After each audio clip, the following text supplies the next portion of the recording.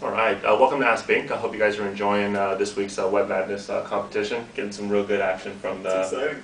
Very exciting. I'm not entirely still sure how we got here from where we started out on a bar napkin 2 weeks ago, but this is kind of cool, right? Nonetheless, here we are. We have eight very exciting competitors, all playing in the space. We've talked to engineers from all the different companies. I'm hearing some very positive feedback, and this brings to my mind a very interesting question. You know, this Web Madness competition, as fun as it may be, in my mind is equivalent to an engineer or professional dedicating time for an unpaid effort.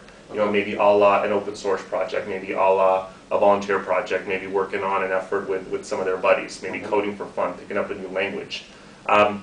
What value does something like that play in today's job market? You know, where companies are starting to look for differentiating factors amongst the plethora of candidates that are applying to their jobs. Well, I mean, you said it right there. Yeah, I mean, that kind of is what it is. Like, even whenever the market was much more shifted towards the candidate, one of the things our hiring managers was constantly looking for were, especially in the startups and in the startup-esque teams, they're always looking for, like, how much does this person really have a passion for software, and how much is it really just in their blood? One of the things they'd say is, you know, if this guy's working a 70-hour week, does he go home and write code also at home? Like, does he have a little side project going on? I mean, these are just the basic things that, if you really have that passion for software that it often takes to really be able to operate inside some of these startups, you leave work, you go home, and you work on more software, and it almost just kind of is it's almost a validator of your passion for software, for lack of a better way to put it, I think. Yeah, I agree. It keeps you ramped up on your skills, first of all, too. I mean, the more you do code in your free time, depending on the open source project, you get sharper in your code, or whatever it is you're using to build that project. In addition, you also get more exposure. I mean, you're networking with other people, other developers, building the software. I mean, you can add, it's an extra notch to your resume. You can say that you helped build this project. On all, there's definitely no harm that comes from it.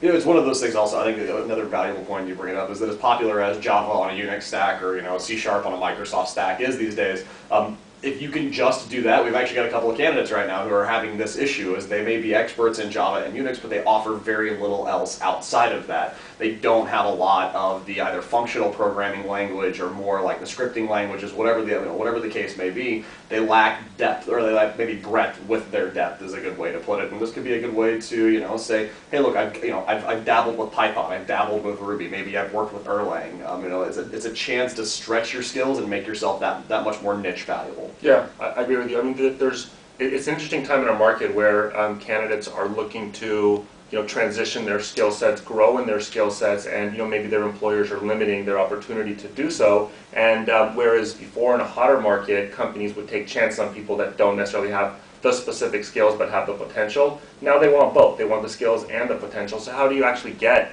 the front end consumer application development skills when you've been building a back end highly transactional application, for example, or vice versa? Yeah. You have to jump at an opportunity like this where maybe an employer is not going to pay you to do it, but you'll volunteer your time and effort to do it, maybe all on open source project or all of this Web Madness competition or something of that sort, so you could show something tangible to a potential next employer. Plus, that's how the world goes around. I mean, essentially you need to show that you got a heart, per se. I mean, open source projects aren't about profit. That's kind of the sheer purpose of them. Developers doing something to make the world go around. Especially in this case, for instance, with the Web Madness tournament, you're doing it to help society, to help nonprofits. So I mean, it's a perfect example of when you could not only ramp up on your code, put it on your resume, get all the skills we're talking about, but also do some charity, for God's sakes. I mean, it's a good thing. Yeah. Which kind of like brings around and closes out the thought of, if we're looking at it purely from a me, myself, and I perspective. So to spin your charity into how does this, and at the end of the day affect the candidate it's no longer a candidate marketplace, it's a client's marketplace. There, right now in software, like it or hate it, the power has shifted back towards the client, at least to some extent. Phenomenal way to make yourself stick out, make your resume pop, really, as somebody who is that one click better than the rest of the people who apply for a job. Absolutely. Plain and simple. Yep. So in this specific instance, Web Madness competition, putting that on your resume, what will that say to your employer? It means you're willing to go above and beyond your paid time to dedicate time to charitable effort. It shows that you're passionate about your craft. You're willing to code basically for free. Right. Those two things, I think, are of value to a client who is bombarded by hundreds of resumes and looking for differentiating factors. Agreed. Completely.